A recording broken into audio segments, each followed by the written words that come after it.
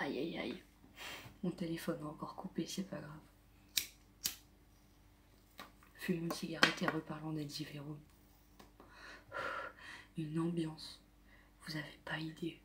J'ai jamais vu un concert aussi positif de ma vie. Et j'ai jamais autant... genre je sais pas, j'avais le smile en fait pendant ce concert. C'était un truc de fou. Je sais pas, il y avait... ce groupe, je trouve il arrive à transmettre une émotion tellement positive, tellement badante au niveau de la... au niveau d'une ambiance, enfin, j'ai déjà dit, voilà. C'est tellement badant au niveau de la positivité que j'étais mais sur une autre planète. En fait, du moment où j'ai débarqué au motocultor, j'étais sur une autre planète parce que j'avais jamais connu ça avant. J'ai jamais été dans un festival aussi gros et encore le motoc c'est petit par rapport au Hellfest. Peut-être qu'un jour je ferai le Hellfest, je sais pas. Bref, il y avait une foule d'au moins, allez, sans mentir, 5000 voire 6000 personnes, un peu plus peut-être. Et au moins, genre, c'était respirable. On était un petit peu en retrait. Il y avait la barrière, la fosse, enfin les premiers rangs, la fosse, puis il y avait nous. Et du coup, voilà, il y a un moment où mon chat a voulu se jeter tête baissée dans le pogo et où je l'ai perdu. Du coup, quand je l'ai perdu, je suis allée voir Benighted juste après. Benighted, c'était méga puissant. C'est vraiment lourd. J'adore Benighted, c'est un truc de dingue. Genre, les mecs, ils envoient leur race. Le problème, c'est que, voilà, on vous dit des trucs sur les festoches qui sont parfois vrais. C'est-à-dire que moi, je voulais manger à Benighted. J'étais toute seule, bon je me suis dit c'est pas grave, je retourne au camping, je retrouve mon copain. Bon j'ai un peu serré quand même parce que je le perds dans une foule comme ça, j'étais un peu stressée. Mais genre, je me suis mis genre, la suppositoire elle est en pente. T'as une pente, après t'as la fosse, t'as la Seine. Et en fait moi j'étais sur la droite, à côté de la régie sur la droite, j'étais toute seule, je kiffais ma race. Et là t'as deux mecs qui arrivent, qui font genre ouais on est trop tes potes machin. Déjà je voulais pas qu'on me touche. Ne rentre pas dans l'espace vital, mec. Ne rentre pas. Je ne te veux pas dans cet espace. Et je lui ai fait comprendre. Je me suis genre écartée comme ça, genre. Voilà. Tu restes à ta place, je reste à la mienne. Je profite du concert, tu me laisses tranquille. Le mec est revenu. Une fois, deux fois, trois fois. Et en fait, ça m'a complètement gâché le plaisir. Parce que Benighted, c'est un truc que j'ai écouté parce que de base, je m'intéressais, quand j'étais plus jeune, je m'intéressais au peu au métal français. Donc j'ai découvert Gojira, j'ai découvert pas Alceste, non pas du tout. J'ai découvert Benighted, Gojira et... Comment il s'appelle ce groupe, merde? Loud Blast. Moi j'écoutais assez Gojira, Loud Blast et Benighted à l'époque. Et moi je voulais voir ça parce que c'était un groupe un peu emblématique que j'avais envie de découvrir. Enfin, j'avais écouté que sur disque ou que sur YouTube. Et je trouvais ça très lourd et je voulais vraiment écouter. En fait, au bout de 5 minutes, je me suis barrée. J'étais trop déçue, j'ai pas pu en profiter, j'étais dégoûtée. Tout ça à cause d'un lourdingue de merde, voilà. Un lourdingue qui a pas voulu me lâcher.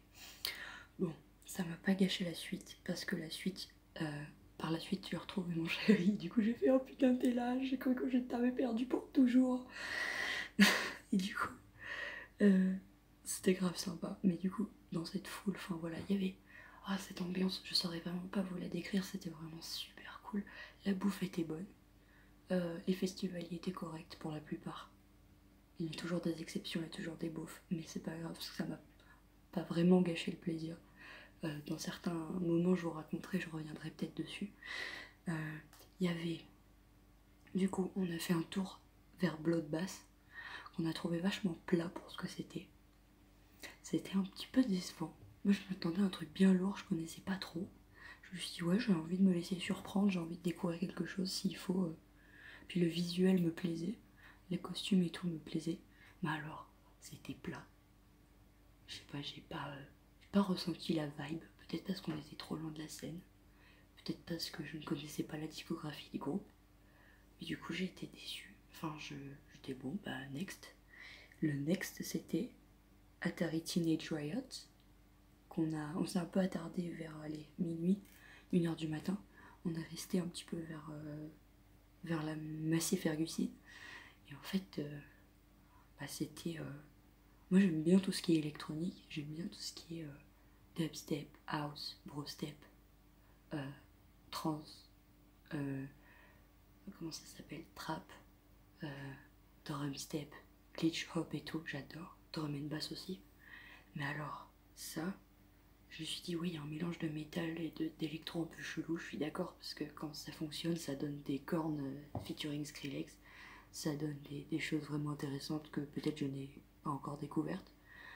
Et j'aime vraiment ces deux styles, du coup quand ils se marient, je suis d'accord. Mais là, j'étais loin de la scène, déjà il y avait une basse. Comment ça s'appelle déjà?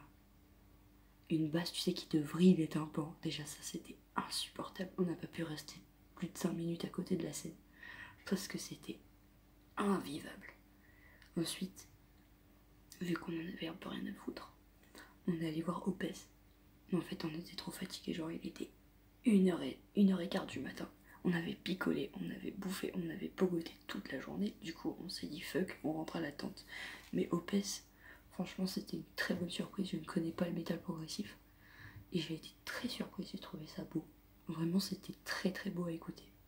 C'était un truc plaisant, franchement, c'était beau.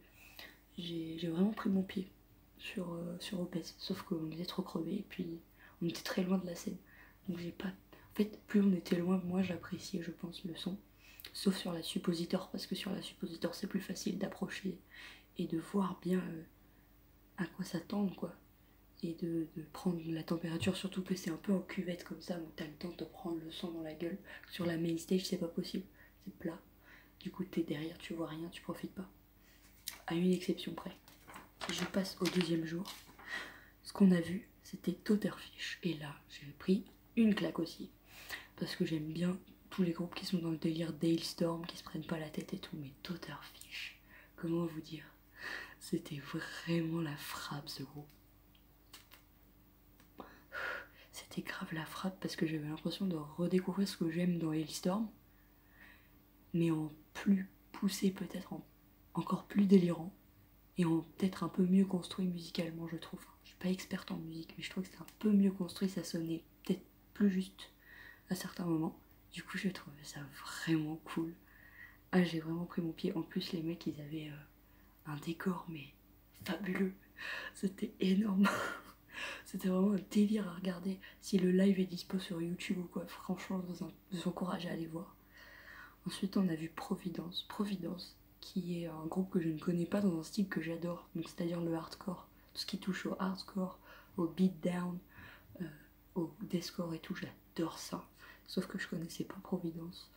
J'avais jamais écouté un seul de leurs morceaux. On était au premier rang et c'était vraiment cool. Franchement, j'ai bien kiffé. Même si bon, l'ambiance était un peu particulière. J'ai peut-être du sang coreux, je sais pas. Mais je suis ouverte à tout ce qui est corps. Et Providence, bon, c'était pas non plus pas le groupe du siècle, mais franchement, ça passait bien.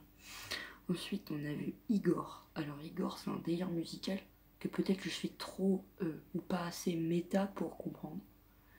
J'ai pas aimé. Puis, il y avait des infrabasses. Voilà, j'ai retrouvé le nom.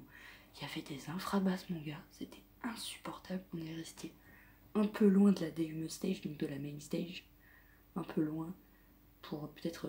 moi, je voulais me laisser porter par le truc, clairement, mais j'ai pas pris le temps d'apprécier ce que j'écoutais parce qu'il y avait des infrabasses. Ça te file un mal de tête. En plus, quand t'as picolé, quand t'as pas beaucoup dormi. Et voilà, c'était horrible en fait. J'ai pas aimé, mais genre vraiment pas. Et après, j'ai pris la peine du coup de réécouter Igor. Et franchement, c'est pas mon délire du coup. C'est pas mon univers, c'est pas un truc que j'aime. Ensuite, il faut que je vous parle de Creator et Obituary en moins de 2 minutes. Parce que mon enregistrement va s'arrêter. Alors, je voulais vraiment voir Obituary parce que c'est un truc que j'avais pris le temps d'un peu écouter, pas totalement, pas vraiment de manière approfondie, mais que j'aime vraiment. C'est un groupe que j'aime vraiment, sur lequel je suis pas experte. C'est pas un groupe que j'ai poncé, mais j'étais grave contente de les voir. J'étais waouh, c'est Obituary, c'est Obituary. Mais c'était sans compter que Creator jouait juste après. Du coup, en fait, j'ai eu un putain de dilemme intérieur. Je me suis dit, ok, est-ce que tu regardes tout Obituary au risque de ne pas profiter de Creator au premier rang, ou est-ce que tu te barres genre 20 minutes avant la fin d'Obituary? Je me suis barré 20 minutes avant la fin d'Obituary pour être au premier rang pour Creator, parce que Creator, aïe aïe aïe aïe aïe aïe. Creator, c'est un délire, c'est oh là là.